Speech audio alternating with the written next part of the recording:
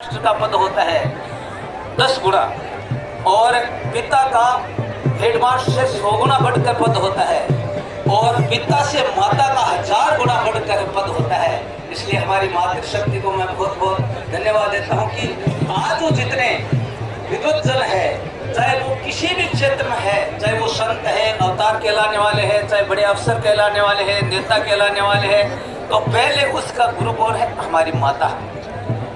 बड़े बड़े जो अवतार महापुरुष है, माता के द्वारे ही शिक्षा मिलती है। इसलिए हमारी माताओं को ये विशेष ध्यान देना है संतान पर कि शिक्षा पर ध्यान दे, उसको भाषा भी अच्छी सिखावे और अच्छा संग दे और अच्छी शिक्षा के साथ साथ में अच्छा गुण भी दे, अपने देश की सेवा कर सके, समाज में अच्छा काम कर सके। जैसे यहाँ साहब है, तो मंत्री साहब है, मंत्री जी है, ये बचपन से ही सत्संग लाइन में है, तो कहीं भी चले जाते धार्मिक कार्यक्रम में वहाँ ये धार्मिकता पर ही बोलते हैं और हर क्षेत्र में महान है। आप कहीं भी देख लो, बोलते हैं तो ऐसे अमृत बरसाते हैं।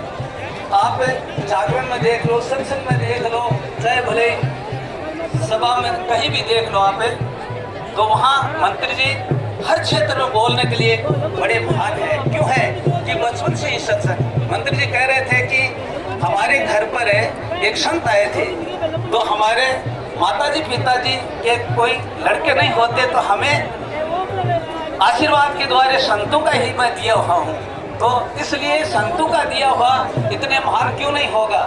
तो आज मंत्री जी की महानता पर भी हमें बहुत एक आनंद की बात है, गौरवपूर्ण। मंत्री जी को देखते हैं कि मंत्री जी जैसे महान और भी आए हुए हैं, तो सबको मैं ये कहता हूँ कि शिक्षा सबसे बड़ा एक महत्वपूर्ण कार्य है। अपने बच्चों को शिक्षित बनाना चाहिए। शिक्षा नहीं है तो हम कुछ नहीं कर सकते हैं। और शिक्षा के साथ में नैतिकता होनी चाहिए। बड़ों का आदर करना सिखाओ कि प्रथम में माता पिता का आदर करें, क्योंकि माता पिता के द्वारा हमारे जीवन की शुरुआत होती है।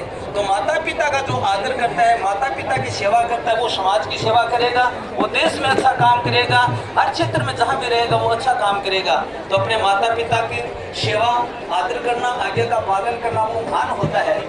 हमने सुना है कि जैसे मानो अभी जो कह रहे थे महाराणा प्रताप, तो महाराणा प्रताप की पूज्य स्वामी जी के द्वारा मैंने थोड़ी सी एक बात सुनी कि उदयसिंह राजा जंगल में विचरण कर रहे, तो एक किसान की लड़की 2 बैलों को, मजबूत बैल जिसकी राशें हाथ में पकड़ रखी, माथे पर उस बैलों का चारा अपने पिताजी के लिए भोजन लेकर के खेत में जा रही और एकदम पहाड़ी पर चढ़ रही और गुनगुनाती हुई बड़े आनंद से।